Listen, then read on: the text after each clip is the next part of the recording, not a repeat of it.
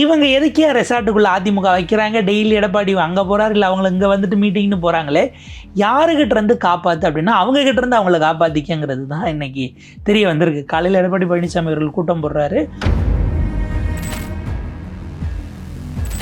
இந்த அதிமுக உடஞ்சு ஒரு வேலை அவர்கிட்ட தான் வருதுன்னா இவர்களை உள்ளே சேர்த்து கொடுத்துட்டு காங்கிரஸுக்கு கேபினட்டே கொடுக்காமல் கூட ஒரு முடிவை எடுக்கலாம்.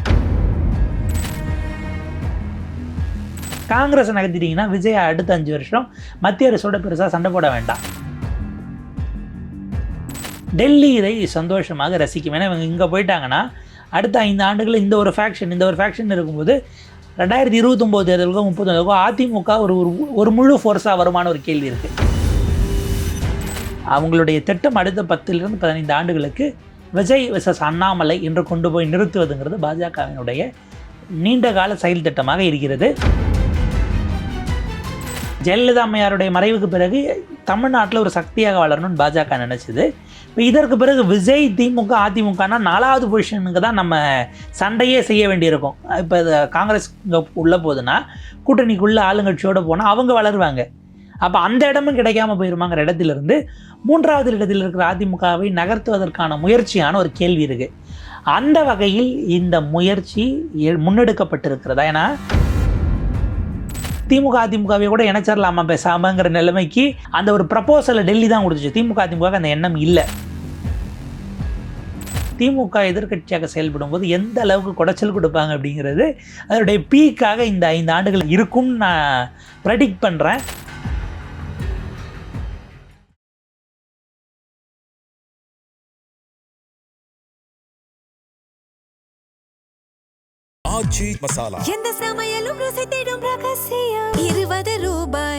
வாவ் தமிழா பல்ஸ் நேயர்களுக்கு வணக்கம். நம்ம கூட இப்போ பத்திரிகையாளர் புன்னைவளவன் இருக்காரு, அவர்கிட்ட பேசலாம். சார் வணக்கம். வணக்கம் சார். தமிழ்நாட்டு அரசியலில் இது வரைக்கும் யாரும் எதிர்பார்க்காத விஷயங்கள் நிறையவே நடந்துட்டு இருக்கு. அந்த வகையில் இப்போ பார்த்தீங்கன்னா ஏடிஎம்கே 2ஆக ஸ்ப்ளிட் ஆகிற மாதிரி தெரியுது. ஸோ இப்போ நிறைய எம்எல்ஏக்கள் வந்து தனியாக மீட்டிங் போட்டு பேசிகிட்டு இருக்காங்க. இதுக்கு பின்னணியில் வந்து பாஜக இருக்குமா? ஏன்னா ஏடிஎம்கேல என்ன நடந்தாலும் பாஜக ஒரு மூல காரணமாக இருக்கும், அவங்க பின்னாடி வந்து ஏற்கிறாங்கன்னு சொல்லப்படுது. ஸோ அதுக்கு இது காரணமாக இருக்குமா? ரொம்ப முக்கியமான ஒரு டெவலப்மெண்ட். ஏன்னா அதிமுகவினுடைய வரலாற்றில் இது ஒரு பெரிய கிரைசிஸ். அதிமுக பல முறை பிளவுபட்டிருக்கிறது, நாம் அதை சொல்லலை. 10 ஆண்டுகள் ஆட்சி அதிகாரம் இல்லாமல் இருக்க வேண்டுங்கிற நிலையை அதிமுக சந்திச்சது இல்லை. 2021 அவர்கள் வீழும்போது அடுத்த 5 வருஷத்தில் வந்துடும் அப்படின்னு தான் நினச்சாங்க. எம்ஜிஆர் கட்சி ஆரம்பித்து 5 ஆண்டுகளே ஆட்சிக்கு வந்தார், 13 ஆண்டுகள் இருந்தார், 2 வருஷம் திரும்ப கட்சி உடையுது, வனவாசம். அதற்கு பிறகு ஜெயலலிதா வராங்க, எவ்ரி 5 இயர்ஸ். அதுக்கு பிறகு 10 வருஷம் ஆட்சியில் இருந்துட்டாங்க. எடப்பாடி பழனிசாமிக்கு இருந்த நெருக்கடியே அவர் காலகட்டத்தில் இந்த தோல்வி வந்துருமாங்கிற நெருக்கடி இருந்தது. அது நடந்ததன் விளைவாக அதிமுக இன்றைக்கு வந்திருக்கிறது. அப்போ அதிமுகவினுடைய கேரக்டரை நீங்கள் பார்த்தீங்கன்னா அடிப்படையில் ஏதோ ஒரு வகையில் 5 ஆண்டுகளுக்கு பிறகு அதிகாரத்தை நோக்கி போகணும், அதுதான் இப்போது நடந்திருக்கிறது. இப்போ எல்லாரும் யோசிச்சுட்டு இருந்தாங்க இன்றைக்கி காலைல வரைக்கும், அது மீம்ஸாகவும் போச்சு. எல்லாம் சரி, இந்த பக்கம் தாவேக்கா ரெசார்ட்டில் வச்சுருக்காங்க, புரியுது. திமுக கூட்டணி கட்சிகள் போய் நேரில் பார்க்குறாங்க, காங்கிரஸ் எம்எல்ஏக்களை கொண்டு போய் ரெசார்ட்டில் ஹைதராபாத்தில் வைக்கிறாங்க, பெங்களூர் கூப்பிட்டு போகிறாங்கன்னா புரிஞ்சுக்க முடியுது. இவங்க எதுக்கே ரெசார்ட்டுக்குள்ளே அதிமுக வைக்கிறாங்க, டெய்லி எடப்பாடி அங்கே போகிறார், இல்லை அவங்கள இங்கே வந்துட்டு மீட்டிங்னு போகிறாங்களே, யாருக்கிட்ட இருந்து காப்பாற்று அப்படின்னா அவங்கக்கிட்ட இருந்து அவங்கள காப்பாற்றிக்கங்கிறது தான் இன்றைக்கி தெரிய வந்திருக்கு. காலையில் எடப்பாடி பழனிசாமி அவர்கள் கூட்டம் போடுறாரு. கூட்டம் போட்டு ஆக்சுவலாக சில விஷயங்களை பேசிட்டு அவர் ஆட்சி அமைக்க போகிற கட்சிக்கு வாழ்த்துக்கள் அப்படின்னு போட்டார். தவைக்காங்கிறத அவர் அந்த ட்வீட்டில் குறிப்பிடலை. ஒருவேளை என்னமோ அவங்க நமக்கு எதிரின்னு அவங்க ஃபிக்ஸ் பண்ணுறதுல அவருக்கு ஒரு தயக்கம் இருக்கலாம். நீண்ட நாள் ஆண்ட கட்சி, இதெல்லாம் ஒரு பக்கம். அந்த கூட்டத்துக்கே ஒரு 5 பேர் வரலங்கிறது தான் அடிப்படையில் பேசுபொருள். திரு சி.வி. சண்முகம், திரு எஸ்.பி. வேலுமணி, இன்னும் ஒரு 3 எம்எல்ஏக்கள், 5 பேர் தான் வரல போல இருக்குது. இப்போ அந்த 5 பேர் தான் தனித்து இயங்குகிறார்களா அப்படின்னு ஒரு கேள்வி இருந்துச்சு.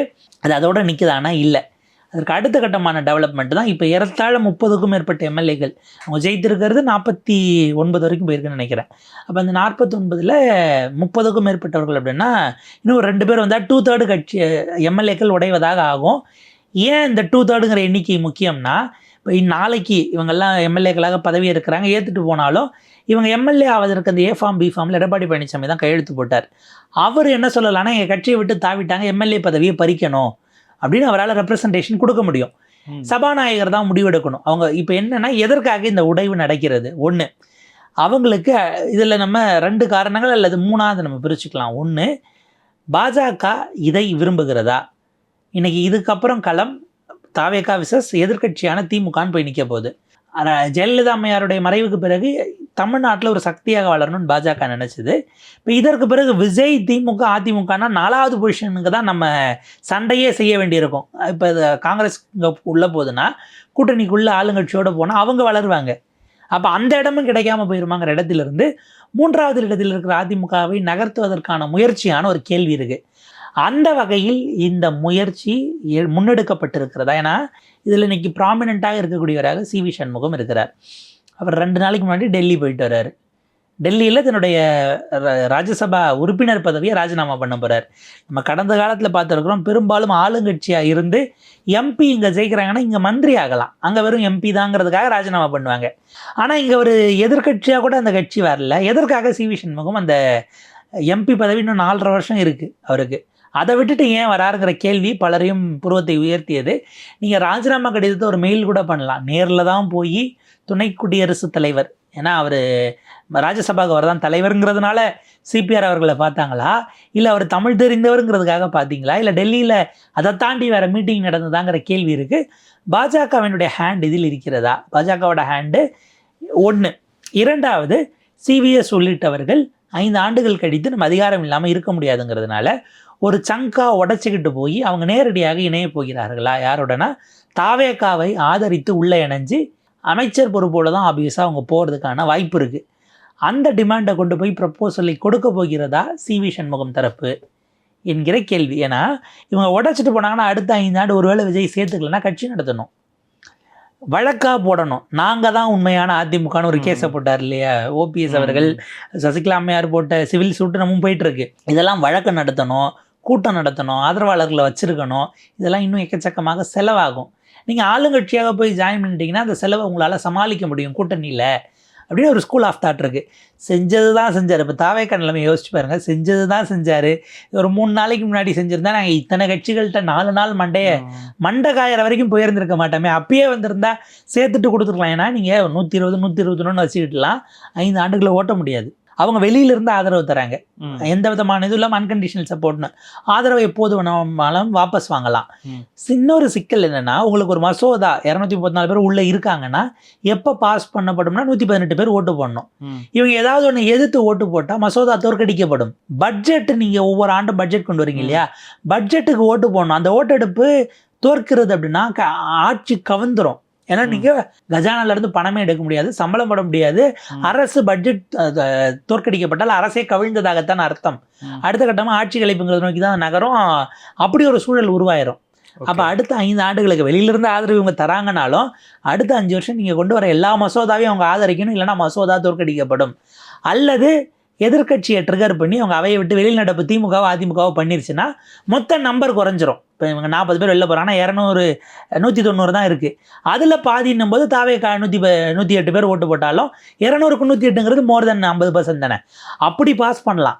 இல்லைனா ஒவ்வொரு முறையும் இந்த கூட்டணிக்கு உள்ளே வந்த சிபிஐ, சிபிஎம், விசிகா, ஐயுஎம்எல்ஏ இவங்க எல்லாருக்கிட்டையும் நீங்கள் மறுபடியும் அவங்கக்கிட்ட ரெக்வஸ்ட் பண்ணி கேட்டு ஒவ்வொரு முறையும் அவங்கக்கிட்ட நீங்கள் ஃப்ளோர் மேனேஜ்மெண்ட்டுக்காக நீங்கள் ரெக்வஸ்ட் பண்ணிக்கிட்டே இருக்கணும், அவங்கக்கிட்ட செஞ்சு கொடுங்க அப்படிங்கிறதுக்காக அவங்கக்கிட்ட போய் நிற்க வேண்டிய சூழல் வரும். அதிமுகவில் ஒரு செக்ஷன் அப்படிங்கிறது ஏடிஎம்கேலேருந்து உடஞ்சி வராமல் 5 ஆண்டுகள் சுமூகமாக ஆட்சியை நடத்த முடியாத சூழலில் தான் விஜய் இருந்தார். இந்த நேரத்தில் அதை இவர் சாத்தியப்படுத்தி இருக்கிறார் அப்படின்னு தான் பார்க்க வேண்டியிருக்கு. கலோக்கிலாம் சொன்னாங்க, அந்த ஒரு எம்எல்ஏ குறைஞ்ச போதே நீங்கள் அவங்க லீமா ரோஸ் கிட்ட பேசினா போதும், அது அர்ஜுனா பேசினாருன்னா அவங்க ஒரே ஃபேமிலி தானே, அவருடைய மாமியார் தானே அவங்க அப்படிங்கிறதுனால ஒரு விஷயம் அது சும்மா கலோக்கியில் பேசப்பட்டது. ஆனால் ஒரு சங்க் ஒரு 30 எம்எல்ஏக்கள் வரைக்கும் போவாங்க அப்படிங்கிறது எதிர்பாராதது. இப்போ விஜய் என்ன முடிவெடுக்க போகிறார்? அவர் கொஞ்சம் சாமர்த்தியமாக இருக்கார் அப்படின்னா, இன்னும் அவங்க ஆட்சி அமைக்கல, அதுக்குள்ளே கூட்டணிக்குள்ளே நம்ம குண்டு வைக்கிறோமான்னு நினச்சிக்க வேண்டாம். அது ஒரு ஒப்பீனியனாக, அது ஒரு பார்வை, ஒரு கோணம்ங்கிறதுக்காக சொல்கிறேன். விஜய் இப்போ ரொம்ப ஸ்மார்ட்டாக இருக்கணும்னு நினச்சாருன்னா, இந்த அதிமுக உடஞ்சி ஒரு வேளை அவர்கிட்ட தான் வருதுன்னா இவர்களை உள்ளே சேர்த்து கொடுத்துட்டு காங்கிரஸுக்கு கேபினெட்டே கொடுக்காமல் கூட ஒரு முடிவை எடுக்கலாம். நான் சொல்கிறது பாஜகவினுடைய தாக்குதலிலிருந்து அவர் தப்பிக்க வேண்டும் என்று சொன்னால், அவர் இதை செஞ்சாருன்னா காங்கிரஸுக்கு வளர்க்குறதுக்கோ இல்லை கேபினெட்டில் பொறுப்பு இல்லைன்னா பிஜேபி பெரிய அளவுக்கு விஜயை டிஸ்டர்ப் பண்ணாது. இந்த 3 நாள் கவர்னர் செஞ்ச பல விஷயங்களுக்கு காரணம் காங்கிரஸை நீங்கள் முதல்ல உள்ளே சேர்த்தது தான். அது பாஜகவை டிஸ்டர்ப் பண்ணிடுச்சு. டெல்லியில் டிஸ்டர்ப் பண்ணதுனால தான் அவங்க திமுக அதிமுகவை கூட இணைச்சிடலாமா பேசாமங்கிற நிலைமைக்கு அந்த ஒரு ப்ரப்போசலை டெல்லி தான் கொடுத்துச்சு. திமுக அதிமுக அந்த எண்ணம் இல்லை. ஸ்டாலின் அவர்கள் இப்போ கொடுத்துருக்கக்கூடிய அறிக்கை, மற்றவர் பலரும் அதை சொன்னாங்கன்னும் போது அந்த கருத்தை உருவாக்கம் பெற்றது ஆக்சுவலாக டெல்லியில் தான். திமுக அதிமுக அதை பயன்படுத்தி கொண்டு சுற்றி இருக்கிறவங்களில் யார் நம்ம கூட இப்போ ஆட்சியிலனாலும் இருப்பா அப்படின்னு பார்த்துக்கிறதுக்கு ஸ்டாலினும் எடப்பாடி பழனிசாமி அதை பயன்படுத்தியிருப்பார்கள்னு நான் பார்க்குறேன். அந்த ப்ரப்போசல் வரைக்கும் டெல்லி போனது காரணம். நீங்கள் காங்கிரஸை நகர்த்திட்டீங்கன்னா விஜய் அடுத்த 5 வருஷம் மத்திய அரசோட பெருசாக சண்டை போட வேண்டாம். நீங்கள் சொல்கிற மாதிரி அப்படி பண்ணலாம். பட் அப்படி பண்ணாங்கன்னா இப்போது காங்கிரஸ் திமுகவை விட்டு வந்தது வந்து ஒரு முதுகுல குத்துன மாதிரியான ஒரு விஷயம் அப்படின்னு சொன்னாங்க. இதே தாவேக்கா காங்கிரஸ்க்கு பண்ணாங்களாலும் அதுவும் அதே மாதிரி தானே. இப்போ வந்து பார்த்தீங்கன்னா ரொம்ப வெளிப்படையாக ஓப்பன் ஃபாரமில் என்ன இருக்குது, விசிகே, சிபிஐ, சிபிஎம், ஐயுஎம்எல் அன்கண்டிஷனல் சப்போர்ட்டுன்ட்டாங்க.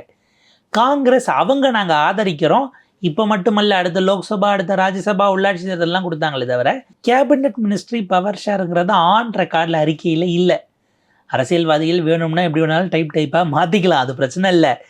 காங்கிரஸ் செய்ததே அவர்கள் அனுபவிக்க போகிறார்கள் அப்படின்னா அவங்க திமுக பகைச்சிட்டு வெளில வந்துட்டாங்க. கரெக்டு, அவங்களுக்கு தேவை இருக்குன்னு வெளியில் வந்தாங்க. இது கொடுக்கறது அஃப்கோர்ஸ் அது அவங்களுடைய முடிவு, நம்ம அதில் ஒன்றும் சொல்கிறதுக்கு இல்லை. ஆனால் நீங்கள் காங்கிரஸை கூட நெருக்கமாக வைத்திருக்கிற வரை பாஜக உங்களுக்கு பல்வேறு வகையில் குடைச்சல்களை கொடுக்கும். நீங்கள் அதை துணிஞ்சு எதிர்ப்பீங்க அப்படின்னா தைரியமாக கண்டினியூ பண்ணுங்கள், அதில் நமக்கு எந்த பிரச்சனையும் இல்லை. கொடுக்கணும் கூடாதுங்கிறது நம்ம சொல்ல முடியாது, அது விஜய் அவர்களுடைய உரிமை. கூட்டணிக்குள்ளே அவங்க என்ன ஆஃப் த ஸ்க்ரீன் திரைமறைவுக்கு பின்னாடி என்ன பேசினாங்கிறது அவங்களுக்கு மட்டும்தான் தெரியும். எனவே நம்ம அதை அதுக்கு மேலே கொண்டு போய்க்க வேண்டாம், அது ஒரு ஆப்ஷன். பட் அதை தாண்டி, ஏன்னா சிவி சண்முகம் முன்னாடியே வந்திருக்காரு, இல்லை இந்த மாதிரி ஒரு விஷயம் முன்னாடியே நடந்திருந்தா இவ்வளோ பேர்த்து கேட்டிருக்கவே வேண்டாம். ஒரு எல்லைக்கு பிறகு உள்ள நுழையும் போது அவரை பிஜேபியை திட்டிட்டு உள்ளவாங்க அப்படின்னாருன்னு வைங்களேன், ஆதக மொத்தம் ஃபேஸ் சேவர் ஆயிரும்.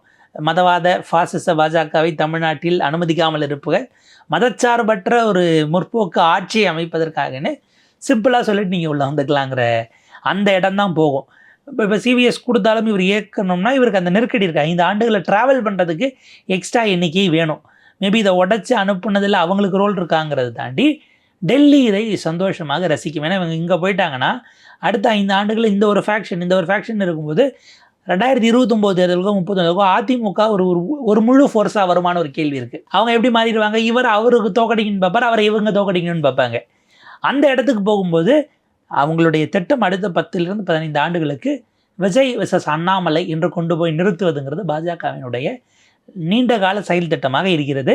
அதற்கான வேலைகளை பொறுமையாக கொஞ்சம் கொஞ்சமாக ஆரம்பிப்பாங்கன்னு நம்ம பார்க்கலாம். ஓகே, இப்போ இந்த எம்எல்ஏக்கள்லாம் பிரிஞ்சு இப்போ தாவேக்கால இணைஞ்சாங்கன்னா கூட விஜய் அதை அக்செப்ட் பண்ணிப்பாரா? ஏன்னா விஜய் வந்து ஸ்டார்டிங்லேருந்து அவரோட அரசியல் நிலைப்பாடு என்னவா இருக்குது அப்படின்னா, இந்த 2 ஊழல் கட்சிகளும் மொத்தமாகவே ஊழல் கட்சிகளுக்கு எதிராக தான் நான் இருப்பேன், இது வரைக்கும் இருந்தவங்கலாம் ஊழல் கட்சிகள் தான் சொல்லியிருக்காரு.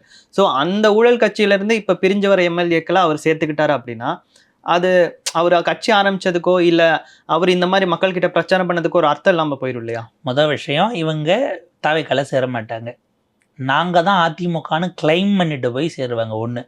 2வது, செங்கோட்டையன் இருக்கும்போது வராத நெருடல் 2001-6 எலெக்ஷனில் அவர் ஏன் நிற்கலைன்னா, ரிவர்ஸில் போனோம்னா அன்னைக்கு அவர் கன்விக்ட் செய்யப்பட்டார், நீதிமன்றம் அவருக்கு குற்றவாளி என கொடுத்தது. அதற்கு பிறகு அந்த தீர்ப்பு ரிவர்ஸ் செய்யப்பட்டது மேலே அப்பீலுக்கு போகும்போது. ஃப்ரண்ட் ஃபேக்ட் தான் 2001 அவர் போட்டியிட முடியாமல் போனது அப்படிங்கிற ஒரு விஷயம் இருக்குது, அதை நம்ம அடிக்கோடிட்டு பார்த்துக்கணும். அந்த செங்கோட்டையின் வரும்போதே இவருக்கு சிக்கல் இல்லை அப்படின்னா அவரை விட கம்பேரிட்டிவ்லி இவங்க மேலே எல்லாம் ஒன்றும் ரொம்ப பெரிய விஷயமெல்லாம் கிடையாது. கூப்பா கிருஷ்ணன் யார், இல்லை ஆதவனுடைய பேக்கிங்கில் இருக்கக்கூடிய பிஸ்னஸஸ் எல்லாம் அதில் அவருக்கு மேலே இடி கேசஸ் இல்லையா? இப்படியான நிர்பந்தங்களுக்குள்ள அவ்வளவு நியாய அநியாயங்கள் பார்த்து கட்சி நடத்தணும்னா யாரும் நடத்த முடியாதுங்கிற இடத்துக்கு போயிடும். நம்ம அதை லீவரேஜ் கொடுக்கல, அரசியல்வாதிகள் அவங்களுக்கு சாதகம் அப்படின்னா அவங்க அதை வேறு விதமான வியாக்கியானங்கள் விளக்கங்கள் கொடுத்து கண்டினியூ பண்ணிப்பாங்கிறது தான். விஜயும் பாலிட்டிஷியன் தான், அவர் திமுக அதிமுகவுக்கு மாற்று அல்ல, அவர் 3வது வேறொரு கட்சியாக திமுக அதிமுகவுக்கான மாற்று அப்படின்னு சொல்ல முடியாது, அது இன்னொரு கட்சியாக உள்ளே வந்திருக்கு, ஆட்சி அதிகாரத்தில் அமர்ந்திருக்கிறதுங்கிறதோடு நிறுத்திக்கலாம். பெரிய அளவுக்கு தத்துவ வியாக்கியானங்கள் ஊழல் ஒழிப்பதுக்குள்ளேயே நம்ம போக வேண்டாம். அஃப்கோர்ஸ் ஆரம்பிக்கட்டும்னு ஒரு நெடும் பயணம் இருக்குது, டெக்னிக்கலி அது சிக்கல் ஆகாது. இன்னொரு கட்சியாக நாங்கள் தான் உண்மையான அதிமுகன்னு அவங்க கேஸை போடுவாங்க, நீங்கள் அடுத்து இருக்குது பாருங்கள் இன்னும் என்னென்ன கூத்து இருக்குன்னு. ஸோ அப்படி கேஸை கிளைம் பண்ணும்போது அவங்க கூட்டணியாகத்தான் உள்ளே வர முடியும். ஒரு செக்ஷன் அதில் வந்து உடச்சிட்டு போய் ரிவர்ஸில் வச்சிட்டோம்னா ஏக்நாத் ஷிண்டே எப்படி மகாராஷ்டிராவில் உடச்சிட்டு வந்து நான் தான் சிவசேனான்னு ஒரு கேஸை போட்டுட்டு அங்கே வந்து முதலமைச்சராகவே ஆக்கிட்டாங்க. இங்கே அந்த ஆப்ஷனை வச்சு கொடுக்க மாட்டார், நீங்கள் 30 பேருங்கிறதுக்காக உங்களை ஆகிறதுலாம் நாங்கள் செய்ய மாட்டோங்கிறத அவர் கான்ஷியஸாக இருப்பார்.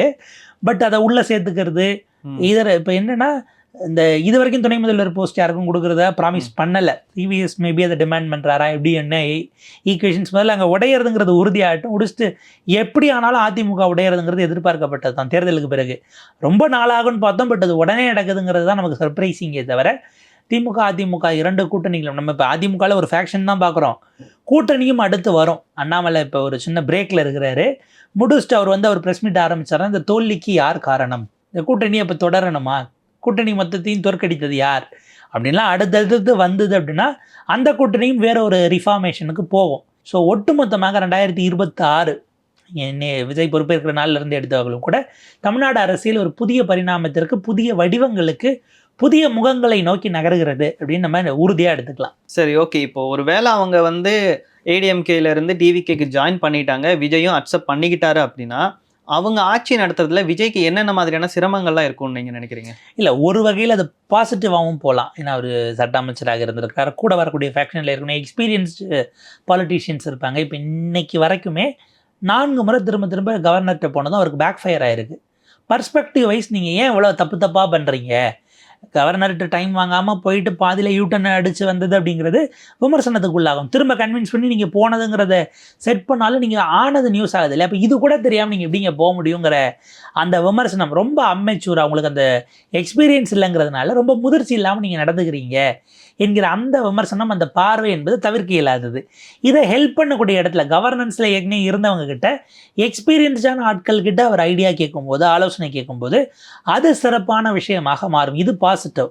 நெகட்டிவ் அப்படி பண்ணும்போது அவங்க இவரை ஓவர் ஷேடோ பண்ணுறாங்க அப்படின்னா இவர் எப்படி கண்ட்ரோல் எடுக்க போகிறாருன்னு ஒரு கேள்வி இருக்குது. அதிகாரிகள் அவங்க ஏற்கனவே கையாண்டு இருப்பாங்க, அமைச்சரவை இலாக்காக்களில் இருந்திருப்பாங்க, எல்லாத்தையும் முதலமைச்சர் கவனத்துக்கு கொண்டு போகணும், தேவையில்லை அப்படின்னு அவங்க ஒரு பவர் சென்டராக மாற வாய்ப்பு இருக்குது.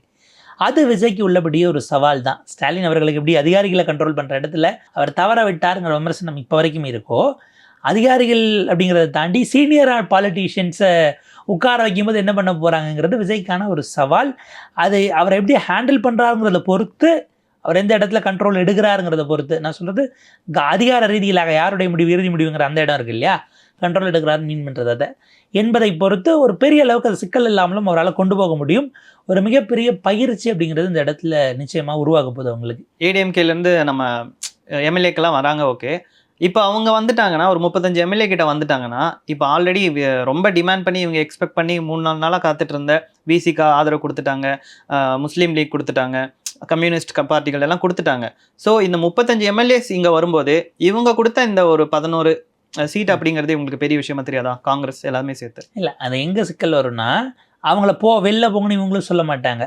அவங்கள கூப்பிட்டதுனால அங்கே வெளில இப்போ இவ்வளோ நாள் என்ன சொன்னாங்க, மதவாத அந்த கூட்டணி என்டிஏவோடு பாஜகவோட கூட்டணி வைத்தவர்களோடு சேருவதான்னாங்க இல்லையா, அதுலேருந்து ஒரு அணி உடச்சிட்டு வந்துருக்கு. அவங்க பிஜேபி எதிர்க்காம தான் வருவாங்க, எதிர்த்தெல்லாம் பேச மாட்டாங்க. விஜய் மாதிரி தான் அவங்களும் இல்லை, சைலண்ட்டாக இருப்பாங்களே தவிர எதிர்த்து பேச மாட்டாங்க. இப்போ போன தோழர்களில் வெளில போங்கன்னு தாவேக்காவும் சொல்லாது, அவங்களும் ஒரு எல்லை வரைக்கும் உள்ளே சேர்ந்து பயணிப்போன்னு அப்படியே பயணிப்பாங்க.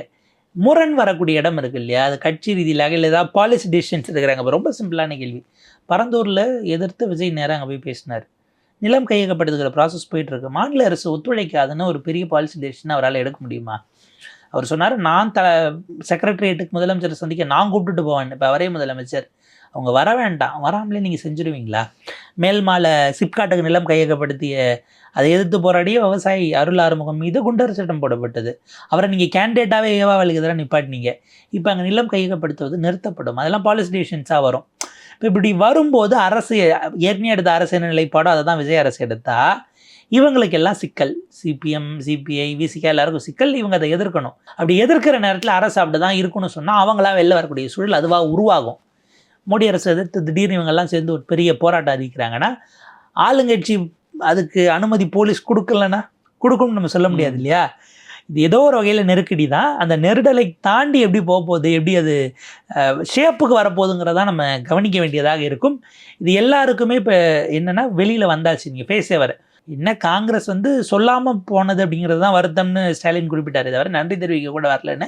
மற்றவங்களாம் சொல்லிட்டு போனாங்க, அவங்களுக்கு நிர்பந்தங்களை நோக்கி போயிருக்காங்க, வாழ்த்துக்கள்ங்கிறதோடு நிப்பாட்டினார். போகாதவங்களெல்லாம் பேர் சொல்லியே தனித்தனியாக நன்றி சொன்னார், வைகோ ஆகட்டும் பிரேமலதா ஆகட்டும். ஸோ அது ஒரு விதமாக இருந்தது. இதெல்லாம் நம்ம பார்த்தோன்னு வச்சுக்கோங்களேன். இப்போ இவங்க திரும்ப வராங்க அப்படின்னா இவர்கள் எல்லாம் தனித்து விடப்படுவார்கள். ஏடிஎம்கே உள்ளே வருதுன்னா டிஎம்கேட்டிருந்து போனவர்கள் எல்லாம் ஏதோ ஒரு பாயிண்ட்ல தனிச்சு விடுவாங்க. திரும்ப வந்தாலும் திமுக அந்த பழைய பாண்டோட சேர்த்துக்குமாங்கிற கேள்வியும் இருக்கும். ஸோ அரசியலில் பல விதமான சிதறகா மாதிரி இப்போ நிச்சயமாக போகுது. எப்படி தேர்தல் முடிவு ஒரு சைடுக்கு இல்லாமல் சிதறதேங்காவாக போச்சோ, இதற்கு பிறகு கட்சிகள் எல்லாம் ஒரு ஒரு புதிய இடத்துல போய் ரெஃப்ரெஷ் பண்ணி ரீபூட் அடித்து வர வேண்டிய தேவை இருக்கோ அப்படின்னு தான் இப்போ நம்ம அசஸ் பண்ண வேண்டியிருக்கு. ஓகே, இப்போ விசிகாவோட ஆதரவும் பார்த்தீங்கன்னா ரொம்ப நாள் கழிச்சு அவங்க கொடுத்துருந்தாங்க. எந்த ஒரு நிபந்தனையுமே இல்லை அப்படின்ற மாதிரி தான் அவங்க இப்போ ஆதரவு கொடுத்துருக்காங்கன்னு சொல்லப்படுது. ஸோ அவங்க வந்து இதுக்கு முன்னாடி டெபுட்டி சிஎம் பதவி கேட்டதாக அவர் சொல்லியிருந்தாங்க. அப்புறம் வன்னியரசு கூட இது நம்ம காலம், இனி திருமாவோட காலம் அப்படின்ற மாதிரியான ஒரு ட்வீட் போட்டிருந்தாரு. ஸோ நல்லதே நடக்குன்ற மாதிரி. ஸோ இந்த மாதிரி விசிகா வந்து எந்த ஒரு டிமாண்டும் வைக்காம கொடுத்துருக்காங்க இல்லையா? இப்போ அப்படி சொல்றாங்க, ஒருவேளை அது டிமாண்ட் வச்சிருப்பாங்களா, இல்லை பிற்காலத்தில் ஆட்சி அமைஞ்சதுக்கு அப்புறம் எங்களுக்கு இந்த மாதிரியான இது வேணும் அப்படின்னு சொல்லி டிமாண்ட் பண்ணுவாங்களா? இல்லை, இந்த இடத்துல அவங்களுக்கு ஏதோ ஒரு நெருடல் இருக்குன்னு நம்ம பார்க்க வேண்டியிருக்கு. டிமாண்ட் நம்ம கேட்டவங்க கொடுத்தாலும் கூட என்ன சிக்கல்லாம், நீங்கள் ஆட்சியில் பங்கெடுக்காமல் இருக்கிறது ஒரு வகையில் உங்களுக்கு லாபமும் கூட. நாளைக்கு கவர்மெண்ட் ஏதாவது ஒன்றுனா நீங்கள் பகச்சிட்டு வெளில வந்துடலாம். நீங்கள் கூட்டணிக்குள்ளே போயிடுறீங்க, முதலமைச்சர் ஒரு முடிவு எடுக்கிறாரு, நீங்கள் எதிர்த்தும் அவங்க அந்த முடிவை எடுத்து அமல்படுத்திடுறாங்க. நீங்கள் வெளியில் அந்த முடிவை எதிர்த்து பேச முடியாது, அந்த பொறுப்பை நீங்கள் சுமக்கணும். இப்போ ஒன்றும் இல்லை, இந்த எலெக்ஷனில் திமுகவுக்கு எதிரான ஆன்டி இன்கம்பன்சி இருந்துச்சுன்னா ஆட்சியிலேயே பங்கு வகிக்காத கூட்டணி கட்சியில் எல்லாரும் தான் அதை அனுபவிச்சாங்க.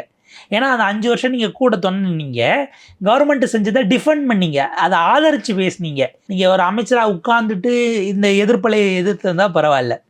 அந்த இடம் கொஞ்சம் ஒரு சிக்கலான இடம். விஜய் எந்த அளவுக்கு ஒரு அட்மினிஸ்ட்ரேட்டராக, ஒரு நிர்வாகியாக சிறந்த அளவுக்கு இருப்பார்னு இவங்களுக்கு ஒரு சிக்கல் இருக்குது, ஒரு சந்தேகம் இருக்குது.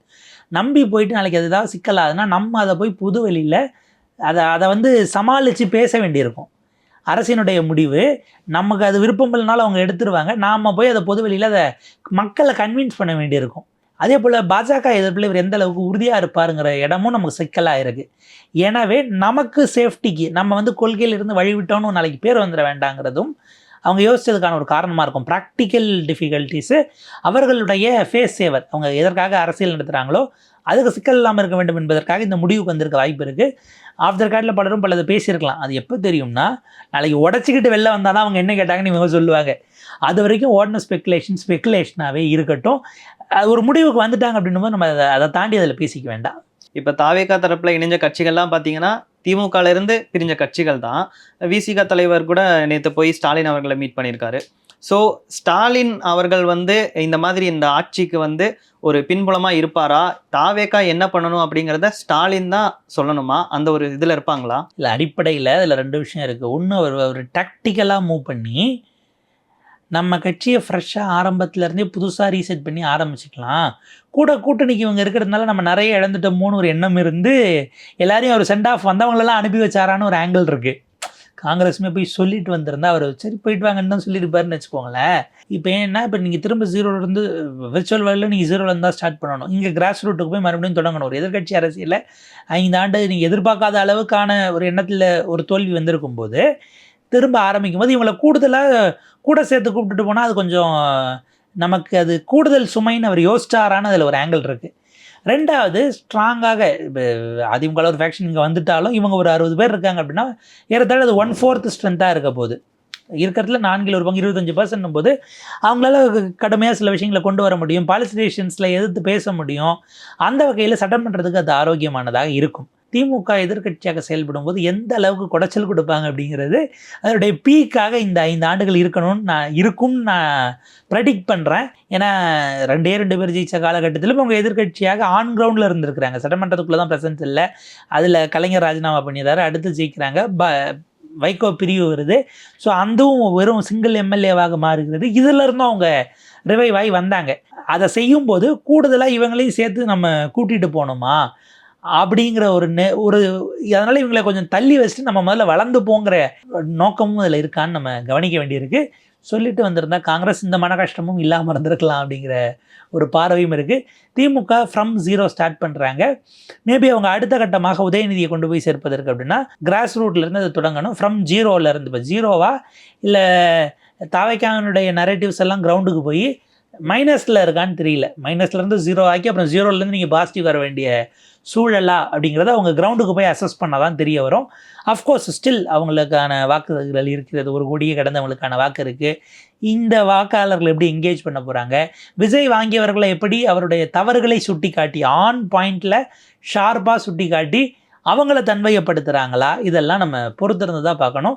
2026 to 31 ரொம்ப இன்ட்ரெஸ்டிங்கான ஒரு காலகட்டமாக. ஏன்னா கடந்த அதிமுக தொடங்கப்பட்ட பிறகுன்னு நம்ம எடுத்தோம்னா 67லேருந்து ஒரு 59 ஆண்டுகளாக திமுக அதிமுக இல்லாத ஒரு கட்சியினுடைய ஆட்சி. இவங்க 2 பேரும் ஒன்றா எதிர்கட்சியில் உட்காருவது, இதெல்லாம் எப்படி எல்லாமும் விஜய் ஃபஸ்ட் டைமோ அப்படின்னு சொல்கிறோமோ, இதுவும் ஒரு ஃபஸ்ட் டைம் தான். தமிழ்நாடு பல காலகட்டங்களில் கூட்டணி ஆட்சி மத்தியில் அது நல்ல ஒரு விஷயமாக நடந்திருக்கு. அதனால் அப்படி நிச்சயமாக வரட்டும். 5 ஆண்டுகள் எல்லா ஆட்சிக்கு முறை நிறைகுறைகளோடு எல்லாத்தையும் கற்றுக்கிட்டு போட்டோம்.